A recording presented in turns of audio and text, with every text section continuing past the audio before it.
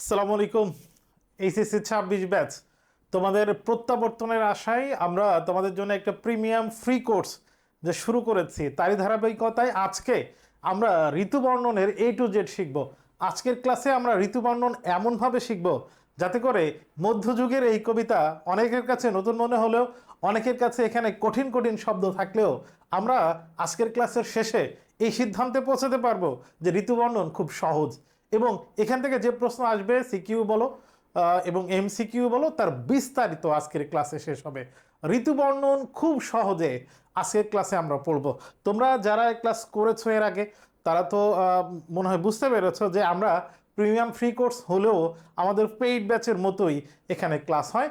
তো তোমরা এটা একটু তোমাদের আরও যারা বন্ধু বান্ধব শুভানুধ্যায়ী আছে সবার কাছে পৌঁছে দাও, আমরা এই অনুরোধ রেখে ক্লাস শুরু করছি। আমরা ঋতু বর্ণন যদি এই শব্দটাকে বিশ্লেষণ করি তাহলে ঋতুর বর্ণনা, হ্যাঁ ঋতুর বর্ণনা। কার ঋতুর বর্ণনা? আমরা জানি যে এই কবিতার ঋতু বর্ণন কবিতাটি লিখেছেন আলাওল, এবং আলাওল মধ্যযুগের কবি, এবং এই কবিতার ভাষা যে কাব্যিক বর্ণনা, সেখানে আমরা মধ্যযুগের কাব্যের বর্ণনা বা কাব্যের যে রূপ, শব্দের যে রূপ, সেগুলো আমরা দেখতে পাই। আলাউল যে কাব্য থেকে আলাউলের এই কবিতার অংশটিকে নেওয়া হয়েছে, সেই কাব্যটির নাম আমরা জানি যে এটা পদ্মাবতী কাব্য থেকে নেওয়া হয়েছে আলাউলের। এবং আলাউলের পদ্মাবতী কাব্যটি মূলত হিন্দি কবি মালিক মোহাম্মদ জায়সির পদমাবুত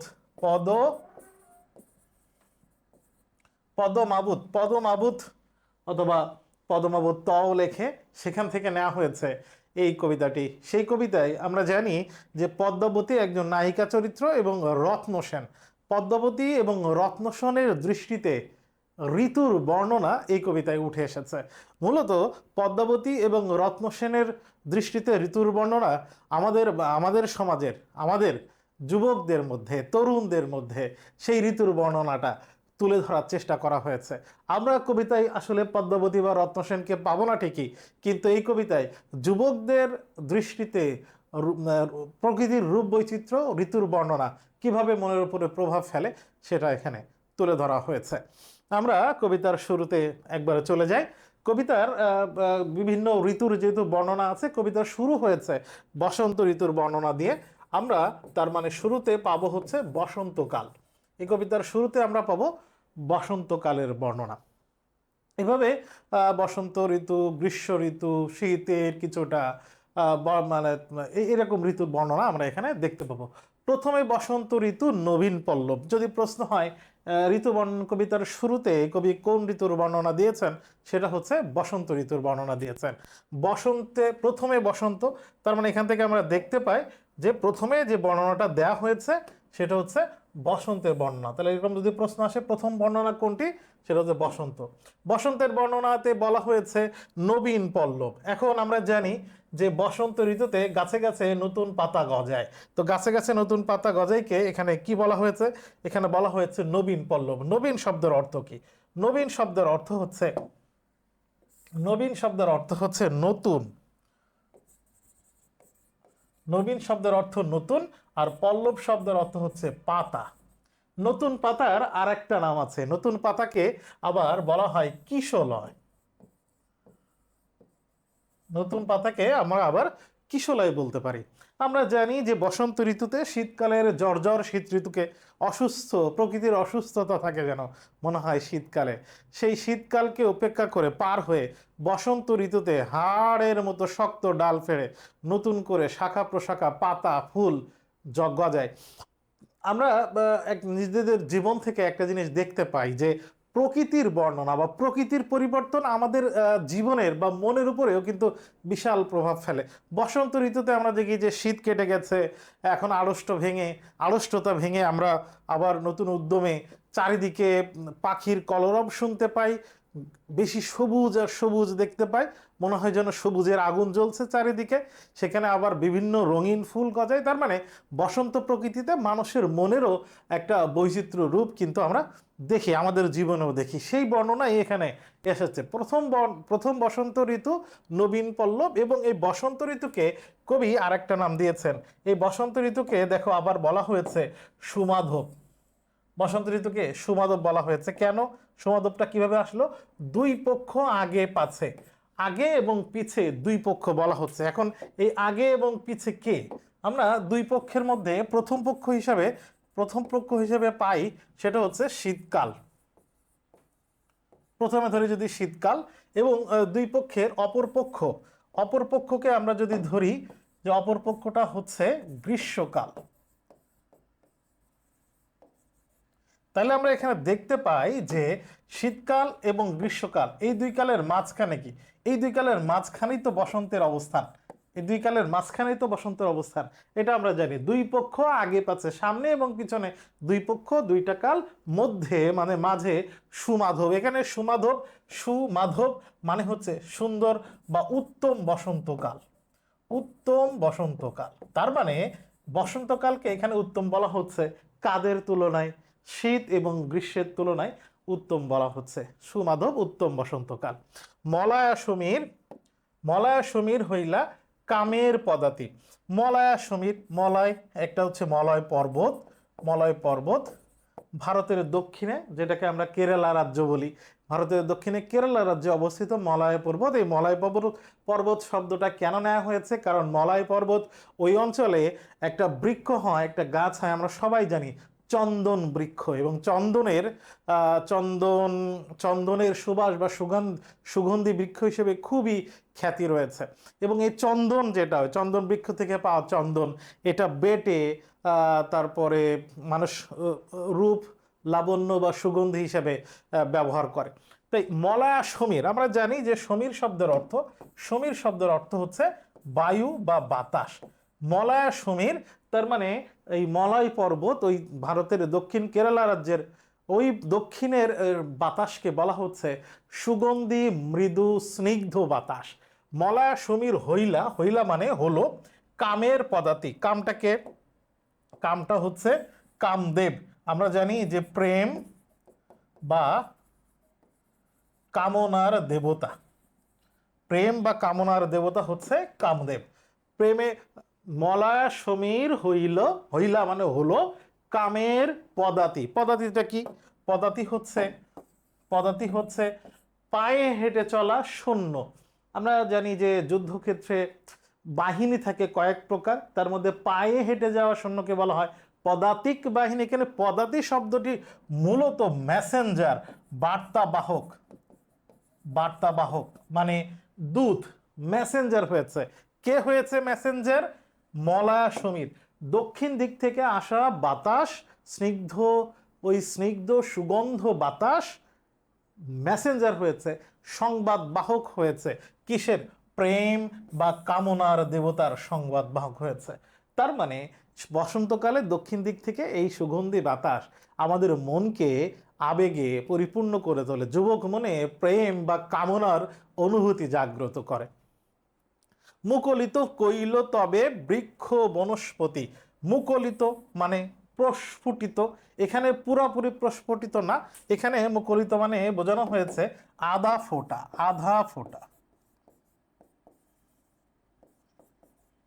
ফোঁটা। মানে মুকলিত কইল মানে হচ্ছে করলো, তবে কাদেরকে? বৃক্ষ বনস্পতি। বনস্পতি শব্দটিকে যদি আমরা বিশ্লেষণ করে তাহলে পাবো বন যুক্ত পতি।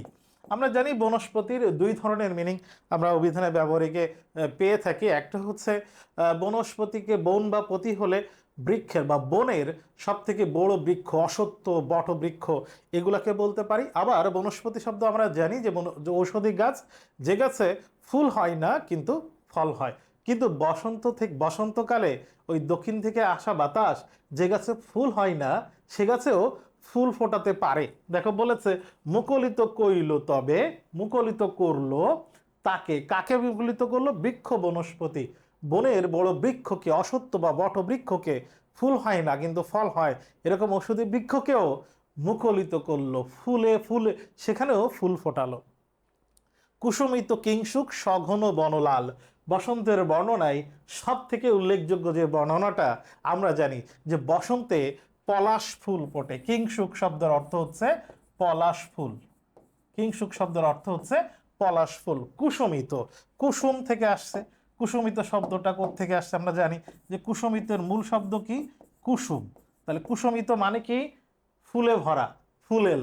কুসুমিত কিংশেক সঘন, ফুলে ভরা পলাশ বা কৃষ্ণচূড়া বৃক্ষ, কৃষ্ণচূড়া পলাশ ফুলে এত ভরে গেছে যে সঘন, খুবই ঘন হয়ে থাকা কৃষ্ণচূড়া গাছে ঘন হয়ে থাকা পলাশ ফুলের কারণে বন লাল, বনের চারিদিকে লাল দেখাচ্ছে, মনে হচ্ছে যেন লালের আগুন জ্বলছে।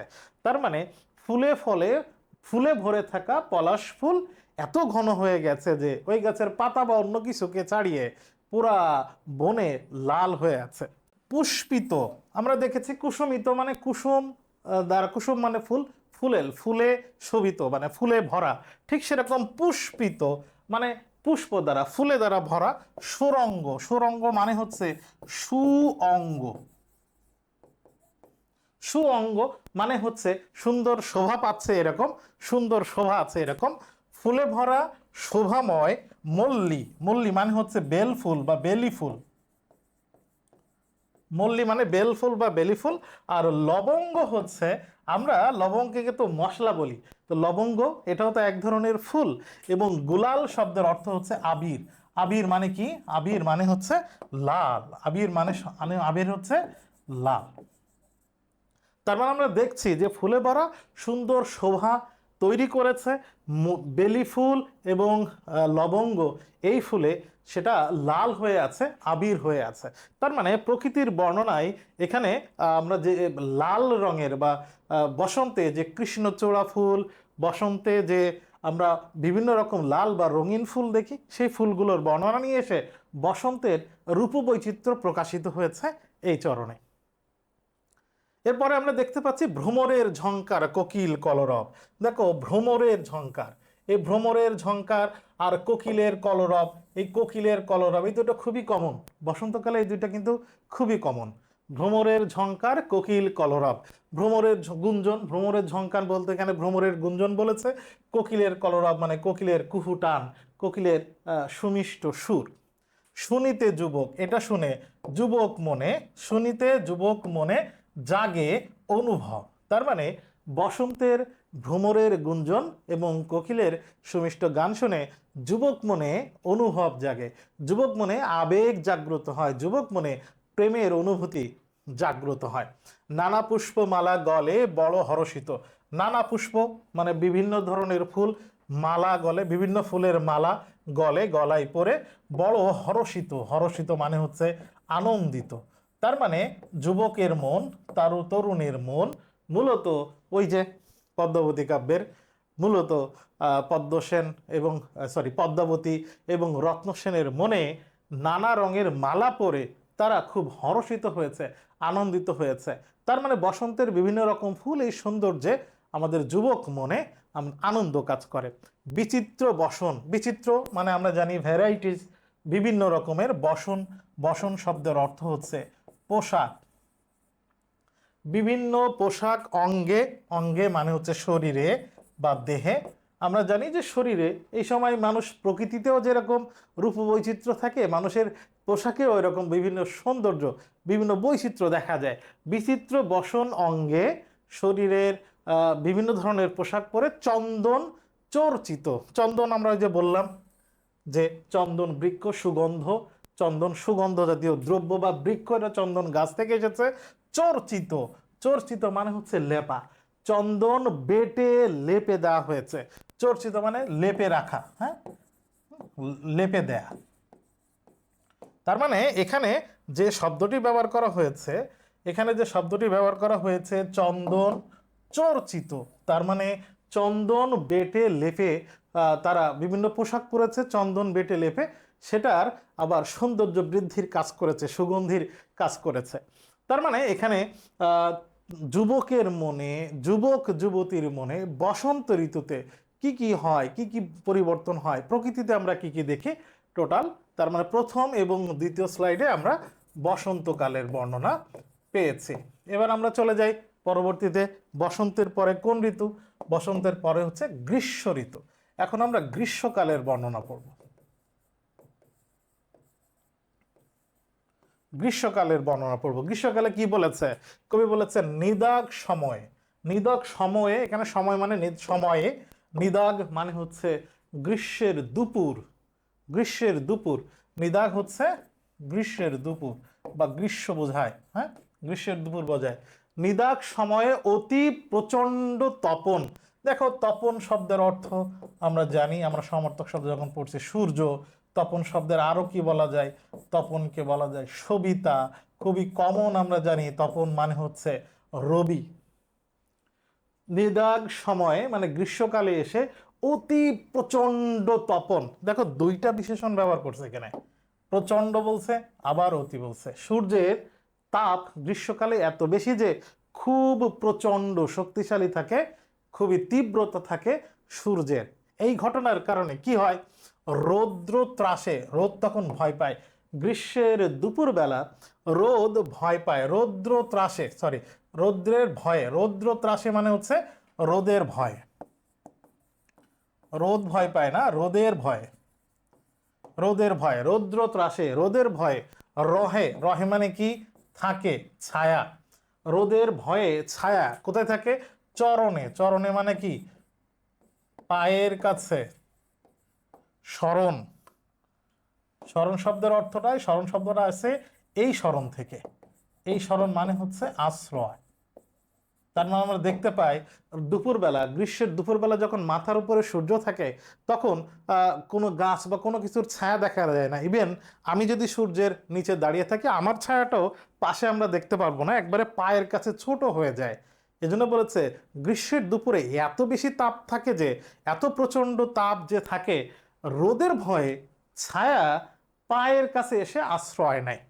চন্দন চম্পক, আমরা এটা জানি যে চন্দন এটা তো সুগন্ধি। চন্দন হচ্ছে সুগন্ধি, আর চম্পকটা হচ্ছে চাপা ফুল।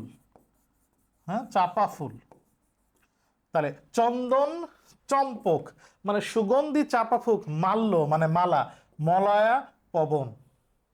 মলয়া পবন সেই দক্ষিণ দিক থেকে আসা বাতাস।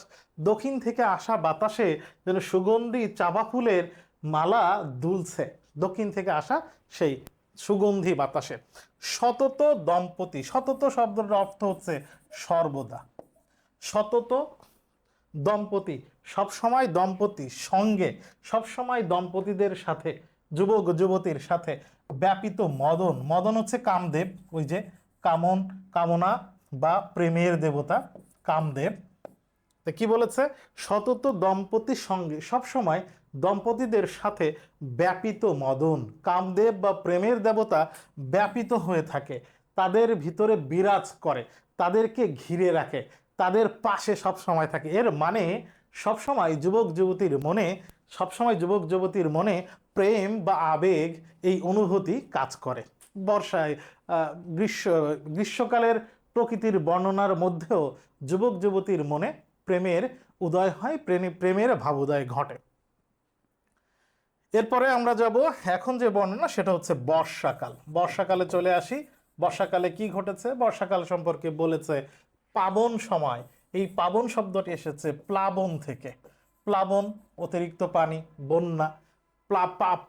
পাবন সময় ঘন ঘন গরজিত, গরজিত মানে হচ্ছে গর্জিত। হ্যাঁ, গর্জিত, গর্জিত মানে গর্জন করে। আমরা জানি যে বর্ষাকালে, বর্ষাকালে ঘন ঘন, খুব প্রায়ই আকাশে আমরা মেঘের গর্জন শুনতে পাই। পাবন সময় ঘন ঘন বর্জিত, বারবার আকাশে মেঘের গর্জন হয়।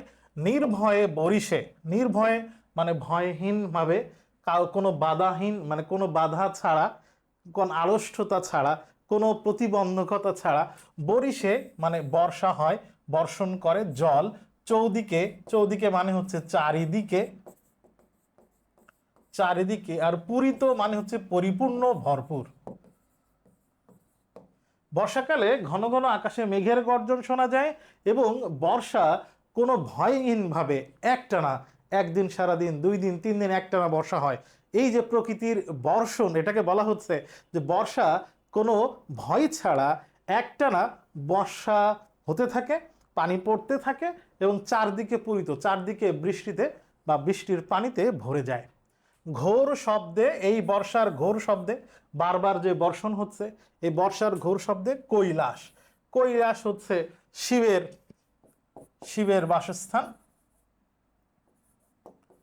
শিবের বাসস্থান। এই বাসস্থানটা কোথায়? হিমালয় পর্বতের একটি জায়গা যেটার নাম হচ্ছে কৈলাস। এই কৈলাসকে ধরা হয় যে শিবের বাসস্থান। বর্ষার এই ঘোর শব্দে শিবের বাসস্থান বা কৈলাসও মাল্লার রাগে। এখানে মাল্লা শব্দের অর্থ কি? মল্লার শব্দের অর্থ হচ্ছে সঙ্গীতের একটি রাগ, সঙ্গীতের একটি রাগ বা ধারা। সঙ্গীতের এই রাগটি সাধারণত রাতের দ্বিপ্রহরে গাওয়া হয়। তো বলেছে বৃষ্টির এই ঘোর শব্দ, বারবার যে একটানা বৃষ্টি হচ্ছে, এই বৃষ্টির ঘোর শব্দে হিমালয়ের কৈলাসের স্থানে, কৈলাস নামক স্থানে, শিবের বাসস্থানে সঙ্গীতের একটি বিশেষ রাগ তৈরি করে। বলছে কৈলাসে মল্লার রাগে, রাগ হচ্ছে সঙ্গীতের, আমরা জানি যে গান বা সুর বা গানের সঙ্গীতের একটি ধারা বা রাগ। তাহলে মল্লার রাগ এ, তার মানে কৈলাসের শিবের বাসস্থানে বর্ষার এই ঘোর শব্দে সঙ্গীতের একটি বিশেষ রাগ তৈরি হয়, যে রাগটি মল্লার রাগ বলা হয়েছে, যা রাতের দ্বিপ্রহরে তৈরি হয়, গাওয়া হয়। আর কি হয়? আমরা জানি যে বর্ষাকালে ব্যাং ডাকে। তো ব্যাং ডাকাটাকে এখানে কি বলেছে? দাদুরি। দাদুরি, দাদুরি মানে হচ্ছে মাদি ব্যাং, যেটাকে আমরা বলি ভেকি। হ্যাঁ, ভেকি বলি, মানে মহিলা ব্যাং, হ্যাঁ, নারী ব্যাং। শিখিনি, শিখিনি শব্দের অর্থ হচ্ছে ময়ূরী, ময়ূরী। তার মানে বর্ষাকালে আমরা আরো দুইটা ডাক শুনতে পাই। সেটা কিসের ডাক? একটা হচ্ছে দাদুরি, তার মানে হচ্ছে নারী বা মহিলা ব্যাং। শিখনি, ময়ূরীর আওয়াজ শুনতে পাই। এখানে বলেছে রব, তার মানে ব্যাং এবং ময়ূরীর রব অতি মন ভায়ে, মনকে খুবই ভাবিয়ে তোলে, মনের ভিতরে অনেক ভাব জাগিয়ে তোলে বর্ষাকালে এই দুইটা রব। কীটকুল রব, তার মানে এই যে বিভিন্ন ধরনের কীট পতঙ্গের রব, এই বিভিন্ন ধরনের কীট পতঙ্গের রবকে এখানে বলা হচ্ছে কীটকুল রব। মানে কুল শব্দটি আমরা জানি বংশ বোঝায়, তাহলে কীটকুল মানে বিভিন্ন নানা ধরনের কীট পতঙ্গের রবে কুনি শব্দের অর্থ হচ্ছে পুনরায়। পুনরায় মানে আবার, নানা ধরনের কীট পতঙ্গ রবে পুনরায় ঝংকারে ঝংকারে, পুনরায় ঝংকার বেজে ওঠে, পুনরায় গুঞ্জন তৈরি করে। শুনিতে যুবক, এবং এই ঝংকারে কীটকুল রব পুনি বারবার আবার পুনরায় বিভিন্ন ধরনের কীটপতঙ্গের ঝংকারে ঝংকারে শুনিতে যুবক চিত্ত হরষিত ডরে। এই বিভিন্ন ধরনের ঝংকার শুনে যুবক চিত্ত, চিত্ত মানে মন বা হৃদয়, বিভিন্ন যুবকের মন বা হৃদয় হরষিত, তার মানে আনন্দিত। আর ডরে, ডরে শব্দটির অর্থ আমরা জানি ভয়। তার মানে বর্ষাকালে এই যে বিভিন্ন ধরনের কীট পতঙ্গ, তারপরে এই যে দাদুরি, ব্যাঙের, ময়ূরের ডাকের কথা বলা হচ্ছে, এই বিভিন্ন ধরনের ডাকে প্রকৃতির এই ধরনের অনুষঙ্গে যুবক মনে আনন্দ যেমন কাজ করে, কিছুটা শঙ্কা বা ভয়েরও বিস্তার লাভ করে তার মনের মধ্যে। বর্ষাকালের পরে এখানে আমরা দেখতে পাচ্ছি এবার শরতের আগমন ঘটেছে, শরৎ ঋতুর আগমন ঘটেছে। আইলো মানে আসলো, শারদ ঋতু, তার মানে শরৎ ঋতু আসলো। শরৎ ঋতু আসলে কিভাবে বুঝেছে? নির্মল আকাশ, নির্মল মলহীন, মানে অন্ধকার আর হয় না আকাশ, আকাশে শুভ্র মেঘ দেখে, আকাশে গুচ্ছ গুচ্ছ পেজা তোলার মতো মেঘ দেখা যায় শরৎকালে। আইলো শরৎ ঋতু, নির্মল আকাশে, আকাশে কালো মেঘ দেখা যায় না, সাদা শুভ্র মেঘ মেঘ আমরা দেখতে পাই। দোলায় চামর কেশ, চামর কেশ, চামর কেশ, পাখার কেশ বলতে বোঝানো হয়েছে। এখন চামর শব্দের অর্থ মূলত পাখা, আর চামর কেশ বলতে এখানে বোঝানো হয়েছে গরুর পুচ্ছ, মানে গরুর লেজের পাখা। দোলায় চামর কেশ কুসুম বিকাশে, কুসুম বিকাশে মানে কুসুম মানে আমরা জানি যে ফুল, আর বিকাশে মানে ফুল ফুটে ওঠে। এর মানে বোঝানো হয়েছে মূলত এখানে চামর কেশ, গরুর পুচ্ছের লেজের মতো আমরা শরৎকালে কাশফুল দেখতে পাই। তাহলে চামর কেশ দ্বারা এখানে শরৎকালের কাশফুলের বর্ণনা আছে। তাহলে দোলায় চামর কেশ কুসুম বিকাশে, কাশফুলের এই কাশফুলের দোলা তো আমরা দেখতে পাই, এছাড়াও বিভিন্ন ধরনের ফুল প্রস্ফুটিত হয়, বিভিন্ন ধরনের ফুলের রঙিন বিষয় আমরা এখানে দেখতে পাই শরৎকালে এসে। আর কি দেখতে পাই? নবীন খঞ্জন। খঞ্জন এক ধরনের পাখি, নবীন খঞ্জন নতুন চঞ্চল পাখি। খঞ্জন পাখিটা খুবই চঞ্চল হয়। নবীন খঞ্জন দেখি বড়হি কৌতুক। বড়হি মানে বেড়ে যায়, বড়হি মানে বেড়ে ওঠে। হ্যাঁ, বেড়ে ওঠে। কৌতুক মানে আগ্রহ। নবীন খঞ্জন দেখি বড়হি কৌতুক, তার মানে নবীন খঞ্জনে চঞ্চল পাখি দেখেও বড় কৌতূহল তৈরি হয়। উপজিত যামিনী দম্পতি মনে সুখ। উপজিত মানে উৎপন্ন হয় বা উপস্থিত হয়, উপস্থিত হয় যামিনী। আমরা জানি যে রাতের সমর্থক শব্দ হচ্ছে যামিনী। উপজিত যামিনী দম্পতি মনে সুখ।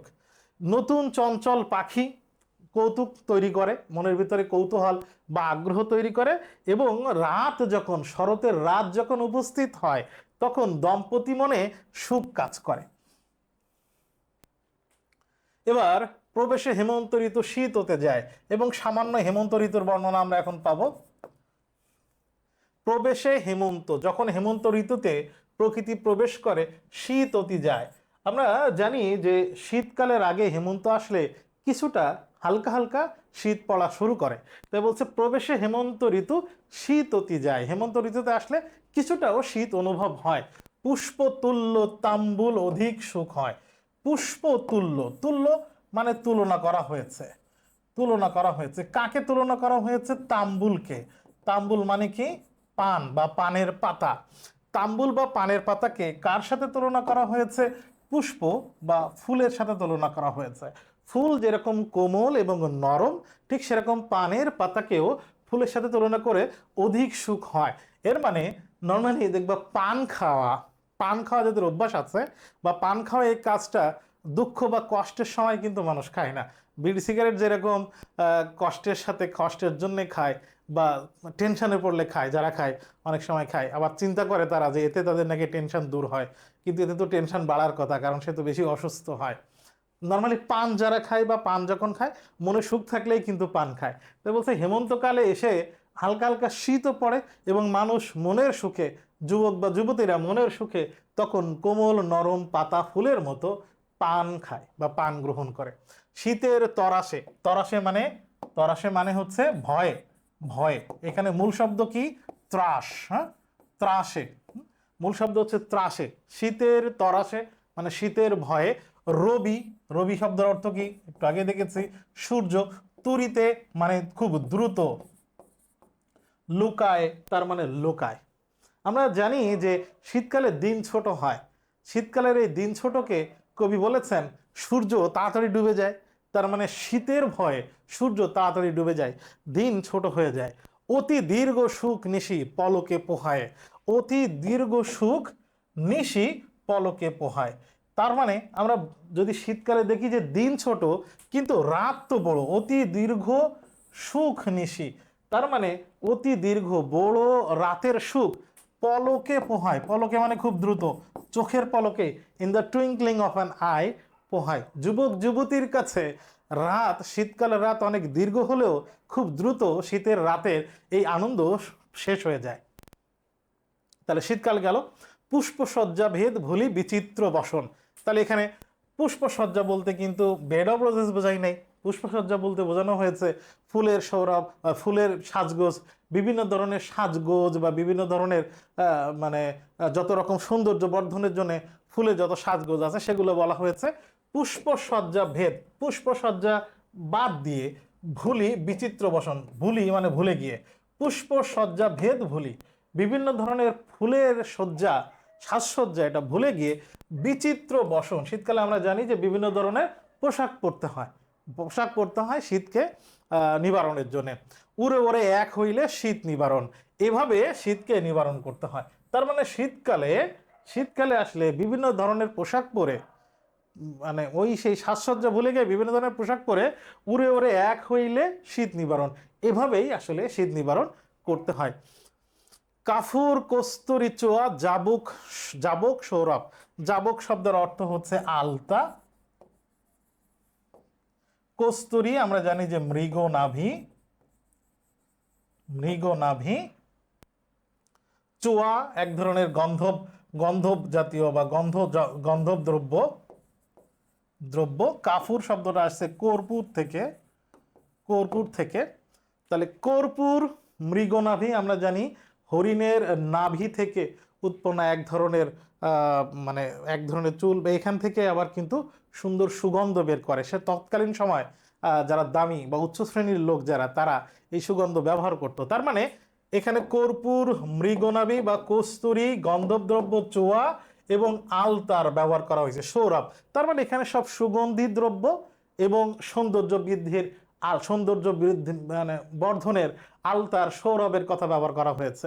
তার মানে এই ধরনের গন্ধ জাতীয় মানে সুগন্ধের তৈরি করে এমন জিনিস আসলে সৌন্দর্য বর্ধনের জন্য ব্যবহার করা হয়। দম্পতির চিত্তে তো চেতন অনুভব, এবং এই সকল সুগন্ধি দ্রব্য বা সুগন্ধি ব্যবহার করে দম্পতির চিত্তে তো মানে দম্পতির মনে, হৃদয়, চিত্তে তো মানে হৃদয়, চেতন অনুভব, আলাদা একটা চেতনা কাজ করে, আলাদা একটা অনুভূতি আসলে তাদের মনে বাসা বাঁধে।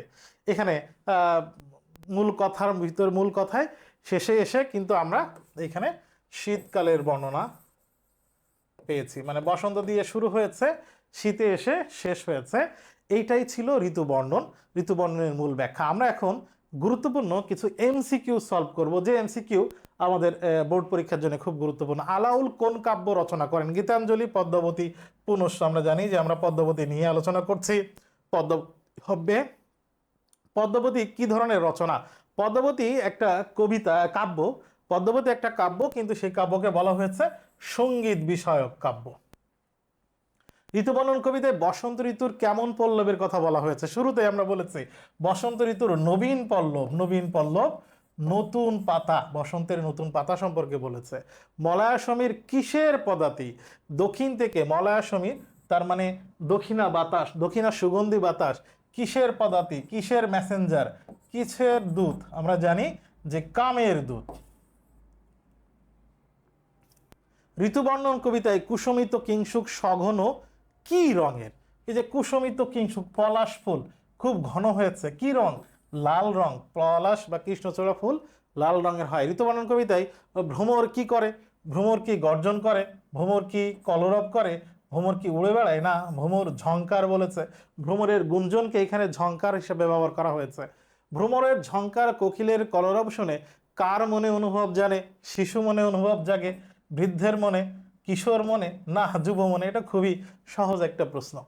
বসন্ত, ভ্রমর ও কোকিলের ডাক সুর মনে অনুভব জাগানোর মধ্যে দিয়ে কোন বিষয়টি প্রকাশ পেয়েছে? এখানে কি এগুলা দুঃখবোধের ঘটনা, সুখের অনুপ্রেরণা, আশাবাদ, নাকি প্রেমের আহ্বান? তার মানে বসন্তের ভ্রমর, কোকিলের ডাক সুর এগুলো আসলে প্রেমের আহ্বান বোঝায়। ঋতুবর্ণন কবিতায় বিচিত্র বসন অঙ্গে চন্দন কি হয়? চন্দন কি হর্ষিত হয়? না, চন্দন চর্চিত হয়। চন্দন চর্চিত হয় মানে চন্দন লেপে হয়, লেপা হয়, চন্দন দিয়ে প্রলেপ দেয়া হয়। ঋতুবর্ণন কবিতায় সূর্য অতি প্রচণ্ড হয় কখন? কখন সূর্য খুব তেজদীপ্ত হয়? বসন্তকালে না, শীতকালে না, শরৎকালে না, নিদাগকালে। নিদাগকাল মানে কি? নিদাগকাল মানে হচ্ছে গ্রীষ্মকাল। গ্রীষ্মকালে সূর্য খুবই প্রচণ্ড হয়। সবসময় দম্পতির সঙ্গে কে ব্যাপিত থাকে? এই যে প্রকৃতির যত বর্ণনা আছে, সকল বর্ণনার মধ্যেও মানে দম্পতির মনের মধ্যে প্রেম থাকে, কামনা বা প্রেমের দেবতার অবস্থান থাকে। জ্ঞানের দেবতা, ধ্বংসের দেবতা, প্রেতাত্মা, নাকি মদন? মদন হচ্ছে প্রেম দেব, প্রেমের দেবতা, যেটাকে আমরা আর এক নামে বলতে পারি কামদেব। নির্ভয়ে বরিয়ে জল, নির্ভয়ে বরিশে, বরিশে হবে এটা, নির্ভয়ে বরিশে জল চৌদিকে কি হয়?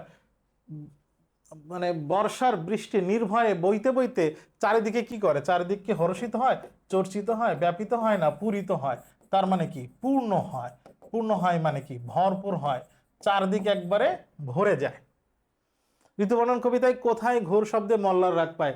মল্লার রাগ গায়। আমরা জানি যে ঋতুবর্ণন কবিতার ঘন ঘন বর্ষার কারণে হিমালয়ের কৈলাস, হিমালয়ের কৈলাস শিবের বাসস্থান, সেখানেও মল্লার রাগ, গানের বা সুরের বিশেষ রাগ তৈরি হয়।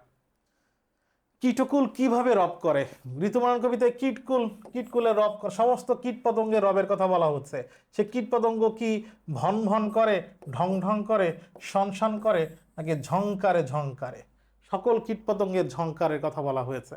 বর্ষাকালে যুবচিত্ত কি রকম থাকে? বর্ষাকালে যুবচিত্ত কিরকম হয়? বর্ষাকালে যুবচিত্র বিচিত্র হয়, নির্মল হয়, পূরিত হয়, নাকি হরষিত হয়? বলেছে বর্ষাকালে যুবক মন হরষিত হয়, এবং সাথে সাথে বলেছে ভয়েও থাকে, কিছুটা শঙ্কাও কাজ করে। শারদ ঋতুতে আকাশ কেমন থাকে? শরৎকালের আকাশ কি মেঘলা থাকে, ঘন কালো থাকে, থমথমে থাকে, নাকি নির্মল থাকে?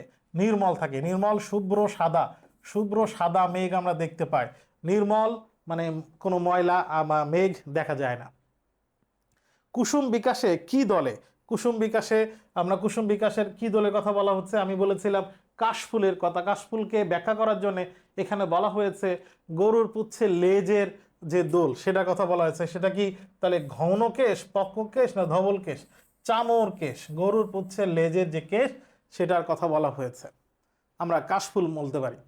ঋতুবর্ণন কবিতায় কি দেখে বড়ই কৌতুক জাগে? খুব বেশি আগ্রহ বা কৌতুক জাগে প্রবীণ খঞ্জন দেখে, পুষ্পসজ্জা দেখে, কস্তুরী ছোঁয়া দেখে, নবীন খঞ্জন দেখে। নতুন চঞ্চল পাখি সেটা দেখে আমরা কৌতুক জাগে আমাদের মনে। ঋতুবর্ণন কবিতায় যামিনী দম্পতির মনে কি উপজিত হয়? যামিনী দম্পতির মনে কি উপজিত হয়? মানে রাত যখন উপস্থিত হয় দম্পতির সামনে, তখন দম্পতিদের মনে কি রকম অনুভূতি হয়? দুঃখ, আনন্দ, বেদনা। আনন্দ হইতে পারে, কিন্তু এখানে সুখ অনুভবের কথা বলা হয়েছে। কি উপস্থিত হয়? সুখ। কুসুমিত কিংসুক সঘন বনলাল, এখানে কিংসুক বলতে বোঝানো হয়েছে পলাশ ফুল বোঝানো হয়েছে। চামর শব্দের অর্থ কি? চামর শব্দের অর্থ হচ্ছে পাখা। জাবক শব্দের অর্থ কি? জাবক শব্দের অর্থ হচ্ছে আলতা। এগুলো শব্দ অর্থ অংশ হিসেবে এসেছে। তাম্বুল শব্দের অর্থ কি? তাম্বুল শব্দের অর্থ হচ্ছে পান, তাম্বুল। দাদুরি শব্দের অর্থ কি? দাদুরি মানে হচ্ছে মহিলা ব্যাং, নারী ব্যাং, ভেকি। নবীন পত্রপুষ্প মলয়া সমীর রয়েছে কোন ঋতুতে? নবীন পত্রপুষ্প, নতুন ফুল লতাপাতা মলয়া সমীর কোন ঋতুতে পাওয়া যায়? বসন্ত ঋতুতে পাওয়া যায়। ষড় ঋতুর বর্ণনার মধ্যে দিয়ে কবি প্রকৃতির কি তুলে ধরেছেন? প্রকৃতির রূপ মাধুরী তুলে ধরেছেন। এটা মূলভাব অংশ থেকে নেয়া। হ্যাঁ, মূলভাব থেকে কিন্তু প্রশ্ন আসবে। আমরা এখন এই ঋতুবর্ণন কবিতা থেকে খুবই ইম্পর্টেন্ট জ্ঞানমূলক প্রশ্ন যেগুলো আসার মতো, সেগুলো কিছু প্রশ্ন একটু দেখি। এগুলো অলরেডি পড়ানো হয়ে গেছে, তোমরা আরেকবার একটু দেখে। প্রথম প্রশ্ন, ঋতুবর্ণন কবিতার প্রথমে কোন ঋতু আসে? আমরা জানি প্রথমে আসে কোন ঋতু? প্রথমে আসে বসন্ত ঋতুর বর্ণনা আছে। কোন সময়কে কবি উত্তম বসন্তকাল মনে করেছেন? কবি বসন্তকালের দুই পক্ষের মাঝের সময়কে উত্তম বসন্তকাল মনে করেছেন। উত্তম বসন্তকাল মানে সুমাধব বলেছেন। উত্তম বসন্তকালকে কি বলেছেন? সুমাধব বলেছেন। উত্তম বসন্তকাল বলতে বসন্তই বলছেন। কবি কামের বলতে কি বুঝিয়েছেন? কবি কামের বলতে প্রেমের বলেছেন। কামদেব বা কামের দেবতাকে মূলত প্রেমের দেবতা বুঝিয়েছে। দক্ষিণা স্নিগ্ধ বাতাস কার বার্তাবাহক? দক্ষিণা স্নিগ্ধ বাতাস প্রেমের দেবতার বার্তাবাহক। কি শুনে যুবকের মনে অনুভব জাগে? আমরা জানি যে ভ্রমরের ঝংকার, তারপর কোকিলের কলরব শুনে যুবকের মনে অনুভব জাগে। কোন সময়ে প্রকৃতিতে প্রচণ্ড তাপ পড়ে? প্রচণ্ড তাপ পড়ে কখন? গ্রীষ্মকালে। বর্ষার পানিতে কাদের মনে অনেক ভাব জাগে? বর্ষার পানিতে মাদি ব্যাঙের মনে অনেক ভাব জাগে, ময়ূরীর মনে অনেক ভাব জাগে। নির্মল আকাশে কবি কোন ঋতুর আগমনের কথা বলেছেন? নির্মল আকাশে কোন ঋতু হয়? শরৎ ঋতুর আগমন ঘটে। ঋতুবর্ণন কবিতায় শরৎকালে কোন জাতীয় পাখা দোলানো হয়? শরৎকালে চামরি পাখা, চামর বা চামরি কথা বলা হয়েছে। শরৎকালে কখন দম্পতির মনে সুখ জাগে? শরৎকালের রাতে। যখন শরৎকালে রাত আসে তখন দম্পতির মনে সুখ জাগে। ঋতুবর্ণন কবিতায় পানকে কবি কিসের সাথে তুলনা করেছেন? পানকে কবি ফুলের সাথে তুলনা করেছেন। ফুল যেরকম কোমল নরম, পানের পাতা বা পান ওই রকম কোমল বা নরম। সূর্য কিসের ভয়ে তাড়াতাড়ি লুকিয়ে পড়ে? আমরা জানি সূর্য শীতের ভয়ে তাড়াতাড়ি রোদ পড়ে। এটা দ্বারা বোঝানো হয়েছে বা শীতকালে দিন ছোট, সূর্য তাড়াতাড়ি শীতের ভয়ে লুকিয়ে যায়, আড়ালে চলে যায়। মলয়াসমের অর্থ কি? মলয়াসমের দক্ষিণা স্নিগ্ধ বাতাস, সুগন্ধি বাতাস। লবঙ্গ হলো এক প্রকার মশলা, এটা আমরা দেখেছি। নিদাগ বলতে কবি কোন কালকে বুঝিয়েছেন? নিদাগ মানে হচ্ছে গ্রীষ্মকাল। কৈলাস কি? শিবের বাসস্থান, হিমালয়ের পর্বতের একটি অংশ, একটা জায়গা হিমালয় পর্বতে, সেখানে শিবের বাসস্থান ধরা হয় কৈলাস। মল্লার কি? মল্লার সঙ্গীতের একটি রাগ, সঙ্গীতের একটি রাগ যেটা রাতের দ্বিপ্রহরে যে গান রাগ তৈরি হয় বা যা গান গাওয়া হয়। খঞ্জন একটি এক জাতীয় চঞ্চল পাখি। শিখিনী, শিখিনী শব্দের অর্থ মহিলা ময়ূর, মানে ময়ূরী। ঋতুবর্ণন কবিতাটি কোন কাব্যগ্রন্থ থেকে নেওয়া হয়েছে? আমরা জানি ঋতুবর্ণন কবিতাটি পদ্মাবতী কাব্যগ্রন্থ থেকে নেওয়া হয়েছে।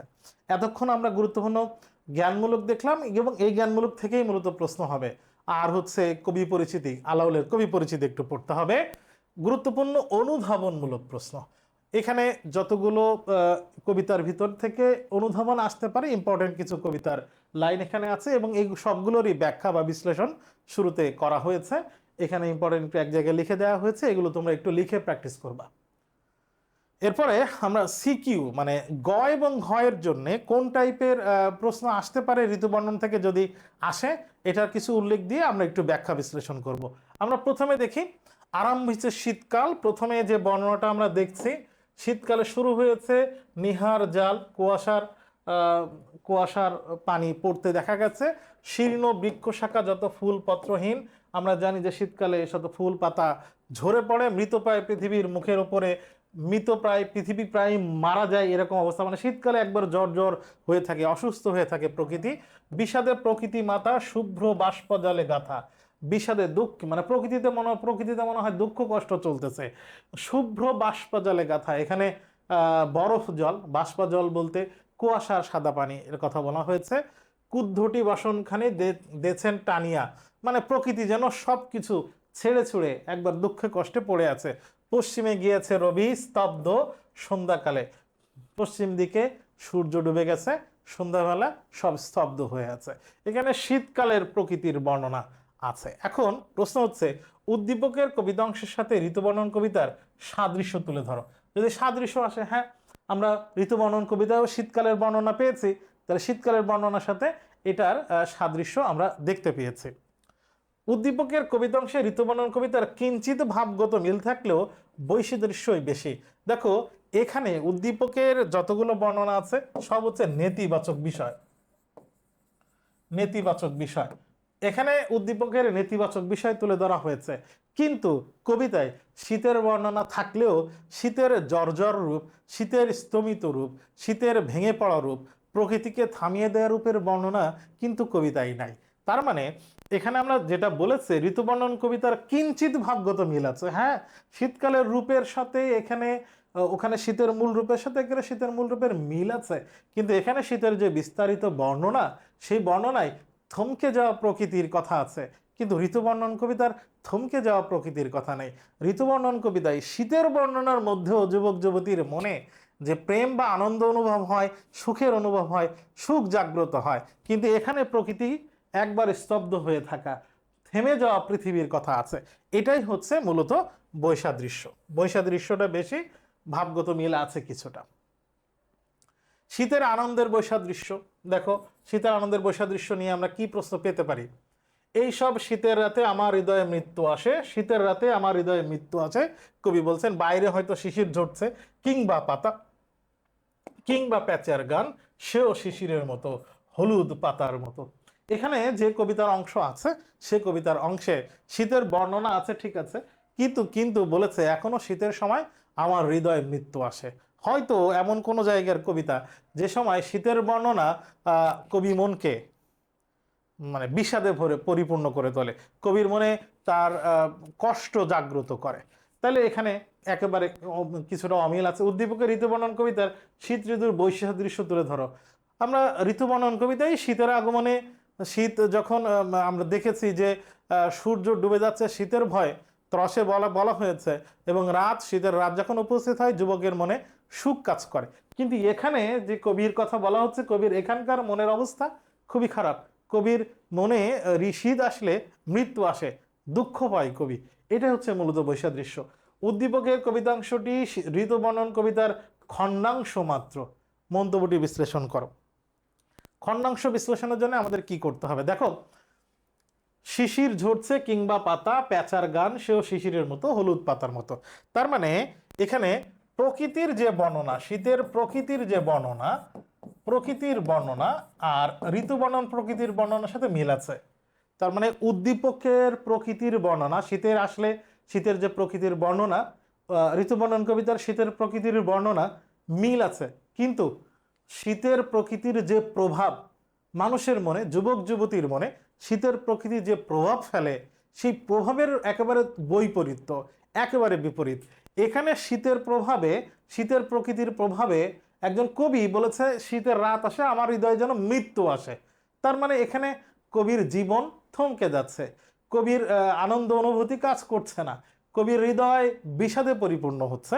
কিন্তু ঋতুবর্ণন কবিতায় শীতের মধ্যেও যুবক যুবতীর মনে আনন্দের অনুভব হচ্ছে, আলাদা অনুভূতি জাগ্রত হচ্ছে।